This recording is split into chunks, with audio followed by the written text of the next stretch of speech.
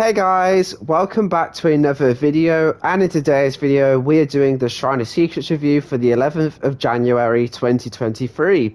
The Bone Chill Christmas event has just ended, so it's all gone back to normal now.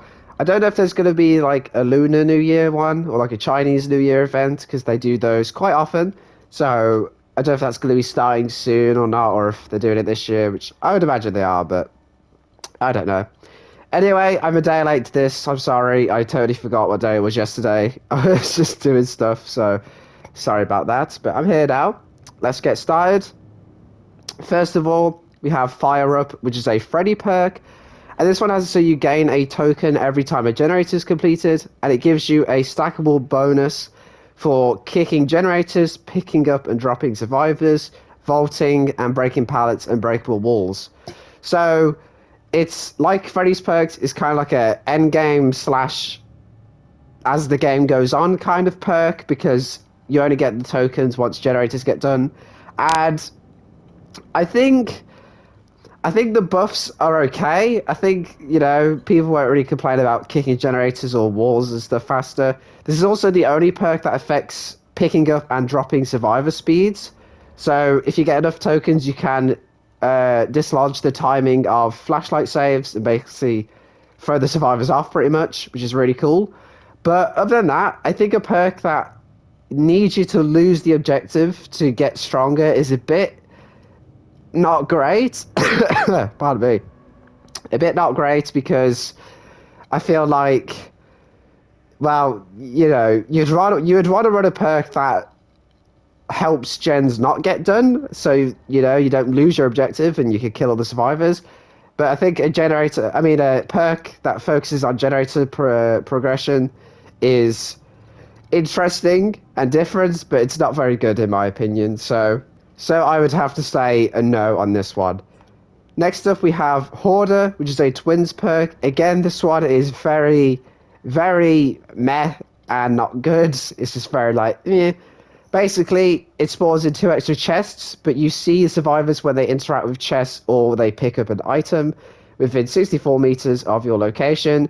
And again, I can kind of see the value in this. Like, I get why there's more chests, because it means there's more chance for items, and obviously that means you can see people picking up items more. But, like, I don't know. It doesn't show auras, and I feel like there's a lot more reliable tracking perks. Obviously, if survivors come in with items, then the chances of them picking up of items is not very high because they have their own items. But I will say this one is very infamous on Pinhead, because Pinhead works with this perk because it shows people that pick up the oh god, what's it called? I forgot what it's called. The configuration, the lament configuration. That's it.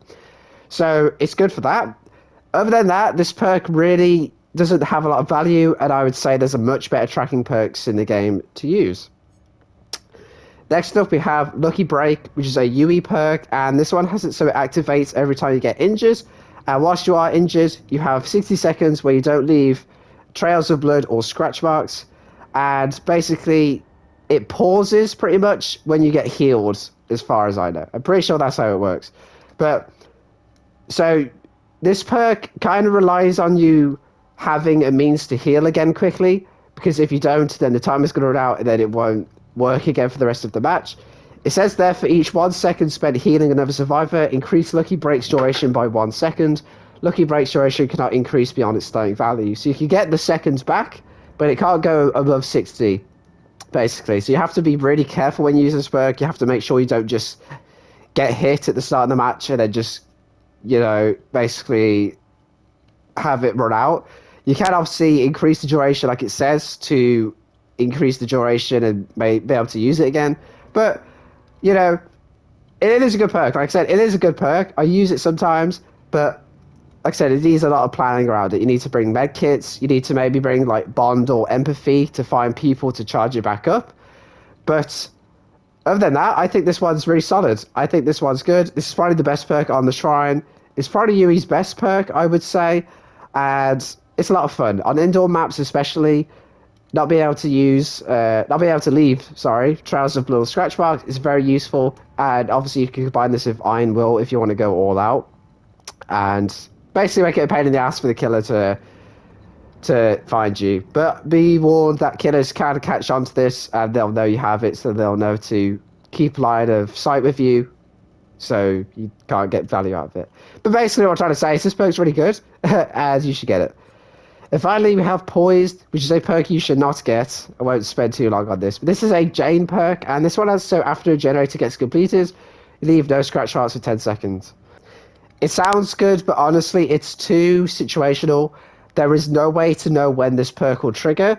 10 seconds is not a whole lot. Like in this game, if you're in a chase, or well, if you're in a chase, 10 seconds isn't a lot. If he's got line of sight of you, it doesn't really matter if he can't see your scratch marks or not. And if this perk activates when the killer's nowhere near you, then obviously leaving no scratch marks doesn't do anything. So basically, this perk is garbage, I would say. There's absolutely no way to get like coordinated value out of this. It's just random. It just depends if the people on the far side of the map get the gen done in time. So no. And I will say Lucky Break is the only perk you should get because Lucky Break is actually really solid. I should probably start using it more because I don't even know about the healing to increase duration thing. But the other perks are just really, honestly, really bad perks in my opinion. I don't say that a lot with these reviews, but honestly, these three perks are, I would say, are bad perks. Like, Fire Up has like a few things going for it, but overall, absolutely not. Having gens need to get done is just weird. Hoarder is just very odd, and there's so much better stuff to use, like Bitter Murmur or Barbecue and Chili and shit like that. And Poise is just way too situational to the point where it's literally pointless running it because, I mean, even if you get like dominated by the killer and they can't even get a single gen done, then that's a perk slot doing absolutely nothing. And then when it does work, like I said, it's too situational to the point where it's basically like not having a perk slot. So that would do from me, guys. I hope you enjoyed. I'm sorry for being a day late, but I hope to see you guys in the next one.